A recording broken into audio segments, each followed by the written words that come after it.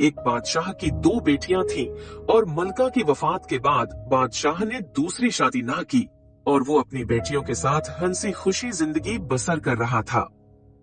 लेकिन एक दिन बादशाह के चचा ने साजिश की और उसे जहर देकर मार दिया और खुद तख्त पर काबिज हो गया।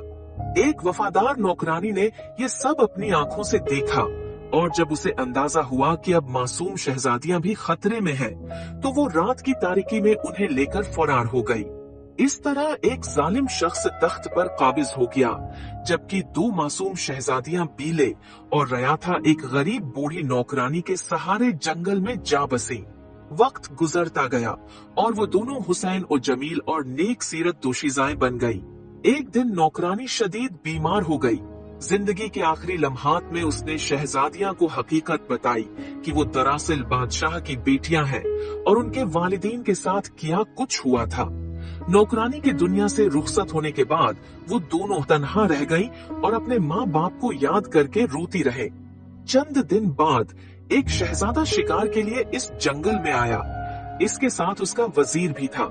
शहजादे ने कुछ परिंदे शिकार किए और वजीर से कहा कि वो उन्हें भून कर ले आए, जबकि शहजादा खुद सैर को निकल गया। वजीर ने तीतर साफ किए और आग जलाकर भूनने लगा, मगर तभी उसकी नजर एक झोंपड़ी पर पड़ी, जहां एक निहायत खूबसूरत लड़की बीले खड़ी उसे हैरत से देख रही थी। वजीर भी हैरान रह गया कि ऐसी हुसीना इस जंगल में कहां से आई। वो लड़की के करीब गया और गुफ्तगू करने लगा, मगर इसी दौरान उसके तीतर जल गए। जब वो परेशान हुआ तो बीले ने मुस्कुराकर कहा, हटते, मैं आपके लिए दोबारा बना देती हूँ। बीले ने महारत से परिंदे भून दिए।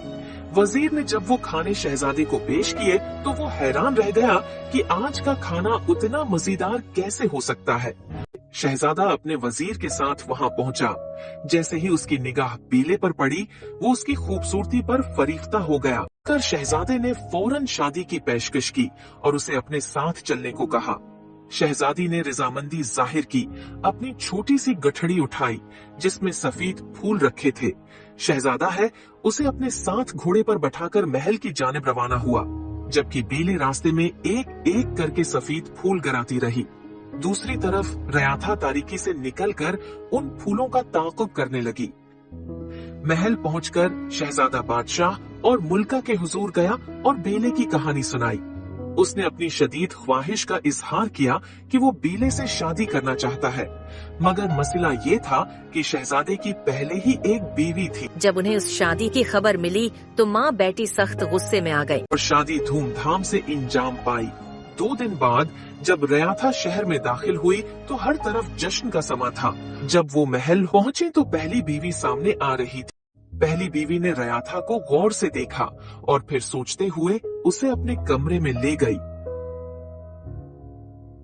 महल में सबको मलका का हुक्म मानना होता है। अगर तुम मेरे लिए काम करो और हर बात मानो तो मैं तुम्हें ज़ियोर और दौलत दूंगी। रयाथा समझ चुकी थी कि ये शहजादे की पहली बीवी है और कोई चाल चल रही है। जी मलका साहबा, मैं आपकी हर बात मानूंगी।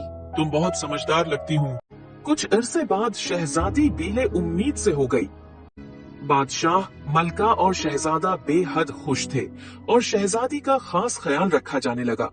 ये देखकर पहली बीवी उन्हें एक चाल सोची। जब विलादत का वक्त करीब आया तो पहली बीवी ने दाई और रयाथा को कीमती ज़ियोर देकर कहा, जैसे ही बच्चा पैदा हो उसे मार देना और उसकी जगह बिल्ली का बच्चा रख देना। जब शहजादी का बेटा पैदा हुआ तो शहजादी के होश में आने से पहले दाई ने नुजाइदा बच्चे को रयाथा के हवाले किया। वो उसे फौरन महल के पिछले दरवाजे से बाहर निकालकर उम्मा के पास ले गई। रयाथा वक्त जाया किए बगैर वापस महल गई। जब रयाथा महल में लौटी तो सब हैरत ज़दा थे। दाई ने खबर दी कि शहजादी ने बल्ली का बच्चा जना है। शहजादा, बादशाह और मलका सख्त सदमे में थे, मगर कोई भी बीले की बात पर यकीन नहीं कर रहा था। कमरे में जाकर रयाथा ने बीले को कहा, मेरे साथ चलो, महल छोड़कर अपनी दुनिया बसा लेते हैं। मगर शहजादी बीले ने इनकार कर दिया। वो नहीं जानती थी कि महल में उसके खिलाफ कितनी बड़ी साजिश रची जा चुकी है। दिन गुजरते गए और इसी दौरान बादशाह की तबीयत मुसलसल बिगड़ती रही। इलाज मुआवजे के बावजूद वो सेहत याब न हो सका और बिल आखिर दुनिया से रुखसत हो गया। सल्तनत को वारिस चाहिए था, चुनांचा नौजवान शहजादे को बादशाह बना दिया गया। जब शहजादी बेले फिर उम्मीद से हुई तो बड़ी मलका ने दोबारा वही साजिश की। बड़ी मलका ने रयाथा को इस बार विलादत के वक्त कुत्ते का बच्चा रखने की तजवीज दी। जब विलादत का वक्त आया तो रयाथा ने हस्ब साबिक बच्चे को संभाल लिया और महल की साजिश के तहत दाई ने इसकी जगह कुत्ते का बच्चा रख दिया।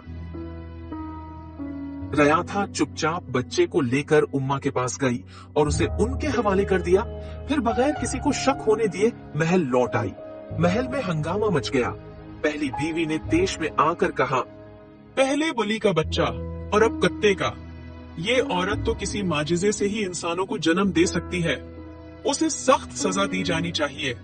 बादशाह जो पहले ही बदगुमानी में था, वजीर आजम को हुक्म दिया कि एक आहनी पंजरा तैयार किया जाए। इसे ताउम्र कैद में डाल दिया गया।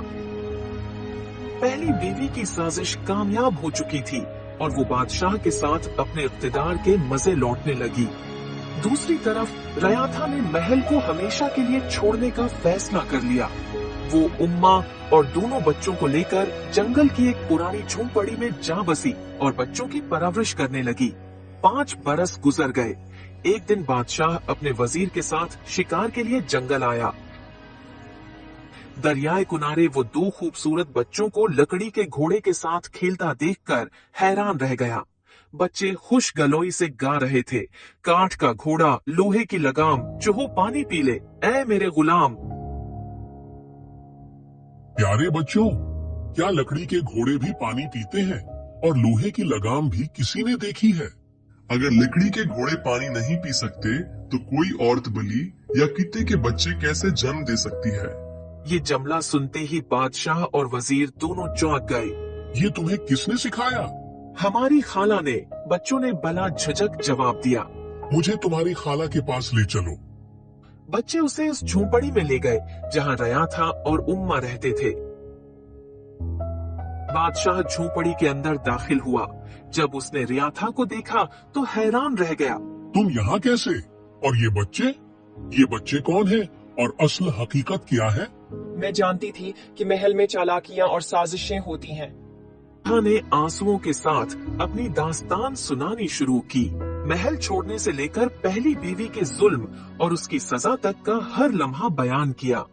उसने बादशाह को बताया कि ये दोनों मासूम बच्चे कोई और नहीं बल्कि उनके अपने वली अहद है। बादशाह ने बेअख्तियार दोनों को गले लगा लिया। बादशाह ने दोनों शहजादों को अपने घोड़े पर बैठाया। महल पहुंचकर बादशाह ने अपने हाथों से मलका बेले की जंजीरें खोले। उसकी आंखों में नदामत के आंसू थे।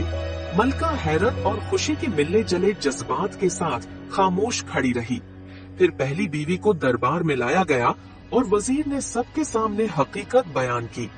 मलका बेले अचानक साकत हो गई जब उसे मालूम हुआ कि ये दोनों बच्चे दरहकीकत इसके अपने हैं। उसकी आंखों से धुआंधार आंसू बहने लगे और वो बच्चों को बेअख्तियार सीने से लगाकर फूट फूट कर रोने लगी। बादशाह ने गहरी सांस ली और ऐलान किया, अब वक्त आ गया है कि बड़ी मलका को उसके गुनाहों की सजा दी जाए। जो बेच चुका वो वापस नहीं आ सकता। ये सब मेरी किस्मत में लिखा था और मैं उसे कबूल करती हूँ। मैं मुआफ करती हूँ। बड़ी मलका जो खौफ के मारे कांप रही थी, ये सुनते ही बेअख्तियार मलका के कदमों में गिर गई। तुमने मुझे माफ करके मुझ पर बहुत बड़ा एहसान किया है। मैं सारी जिंदगी उस एहसान को याद रखूंगी। महल में जश्न का ऐलान कर दिया गया। खुशी का समा था। ऐसे में वजीर ने झुझकते हुए बादशाह से दरख्वास्त की, आलीजा, अगर आप इजाजत दें तो मैं शहजादी रयाथा का हाथ मांगना चाहता हूँ। बादशाह ने मुस्कुराते हुए शहजादी की तरफ देखा जो शर्म से नजरें झुकाए खड़ी थी। बादशाह ने मोहब्बत भरी मुस्कुराहट के साथ सर हिलाया और यूं एक शानदार तकरीब में वजीर और शहजादी की शादी कर दी गई।